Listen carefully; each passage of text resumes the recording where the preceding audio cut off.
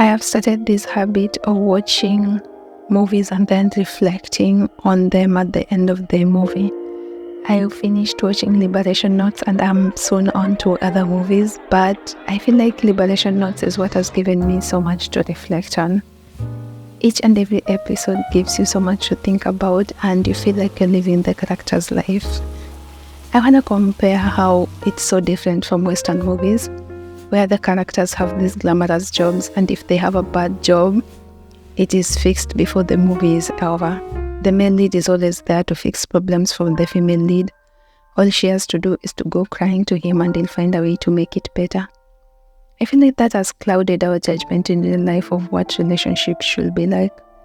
And it's refreshing to watch something that actually depicts the real life. It shows you that if you hate your job, it is something you have to do every day.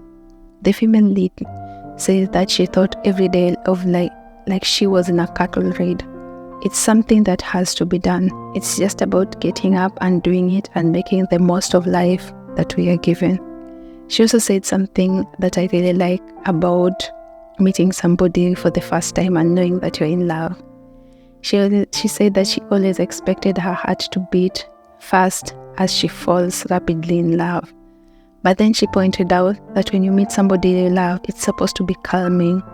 It's supposed to be like this deep peace in your heart. And her brother supported her by pointing out that there are some people you meet and you just know that you love them. You just know that that is the love of your life. That this is the person you're going to spend the rest of your life with. And I like that. When in life we're always looking for the big things, the big dates, the big flowers, the big cars, the fancy dates. But Liberation Notes just reminds us that life is about the small details. That we don't have to measure our life or our success or our failures in comparison with others. It shows us that sometimes being the bully or being in power does not make you the most successful person. I really wanted the female character to take the male character's offer to help her get her money back from her ex-boyfriend. She was crying so hard after borrowing the money from her ex-boyfriend, who made her take a loan from the bank and did not pay her back. The male lead offered to send somebody to get her with him and get the money back. In my heart I was like, yes, take that offer. After all, it's her money. Yet she refused. She said that he should not try and fix the problem for her, but instead worship her so that she starts to love herself and have the courage to stand up for herself. I really love that part. It's like being in a relationship is not about fixing each other's problems, but giving each other the courage to face your own problems. Okay. I ordered some outfits for France. We're going to France on the 24th, so I ordered some outfits. Yeah, and I'm so excited. I want to open them, but my friend keeps texting me. I'll check that later. So I want to open these. I am so excited to see what's in here. I ordered some outfits, some accessories. Yeah, several stuff. Let's open and see. Too excited.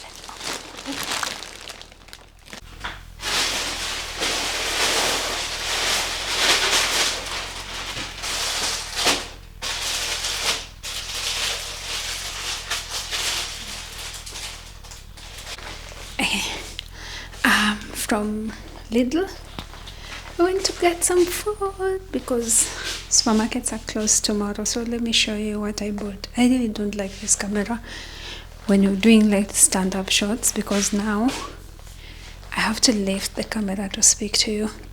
But I've already done the laundry, so that's okay. I don't know why I'm lifting the camera and they can just like pull it up. Let me show you what I got for the weekend. Okay. So I got myself some wine. I got some tomatoes. Pineapples were on sale, and I really want to do like a cleanse, although I don't know if it will get to the cleanse. Some biscuits to snack on. Some noodles. I'm making this right now actually. And then some yogurt for making the chicken tikka for dinner. Some sugar because I love baking and I didn't have sugar. Some hibiscus tea, although I'm gonna buy like the actual hibiscus and make more tea later. Some lemon to go with my tea. and then some flour because I'm addicted to baking. And okay, my paprika was over. I actually needed it, and one onion because I don't need much because we're going to France. Okay. The main character, I don't really remember the name, also said something else that I really like. She said that sometimes we pick out our romantic characters based on what they can give us, how we can show them off to our friends and families, because no one wants to be associated with the village drunk or the thief. That is why so many relationships, it's so easy to stick it through the good times, but when it goes wrong, who is there for you? Finding that kind of unconditional support is hard to find, even from our own parents. It just resonated with me somehow. The whole drama is just so relatable to real life. The more I watch, the more I keep thinking about life and what it is like I'm actually doing. I like how the main characters fall in love, but it's not dramatic and it doesn't change their life. In most books or series, once the main characters admit they like each other, it's like every bad part stops existing. It's like love has cured them from their mental health struggles, their physical struggles, and even their alcoholism. I don't think it ever works that way, and this movie just shows it beautifully. They do not change, but it's a slow and gradual. They do change, but it's just this slow, gradual change, not a big leap of faith. It's the small things, like the main female character who is always reckless at work, talking to her colleagues about a hand cream they bought.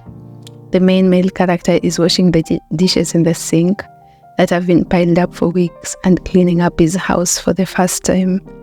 There's so much love in these small movements that somehow it has made me, a reclusive person, start to crave love again. I loved episode 8 so much that I was crying and laughing at the same time when the main character's sister went to confess to the girl she likes. The backup plan she has with her brother and her best friend for her to faint if the guy rejects her failed, and then she ended up with a broken wrist. That was the most hilarious and sad moment I've ever seen on television. Have you ever cried and laughed at the same time? I did today. The way they ended this scene by stating that life is just a series of embarrassment. You embarrass yourself, but you find the courage to move on. It's like they're telling us to take a chance in life. So what if you fail? The only thing that you will hurt will probably be your ego. It's a very beautiful story, and tomorrow I look forward to maybe finding another movie that makes me think. And I really hope that they don't wreck me, because this has really wrecked my perspective on just how love is, and if love is really about grand gestures.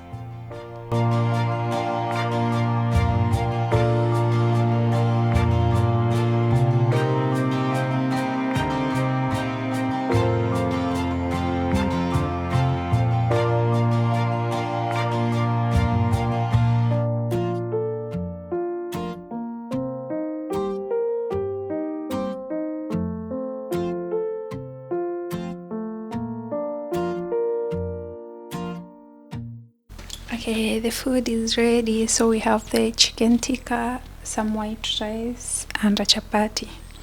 I'm so hungry, so let me enjoy the food.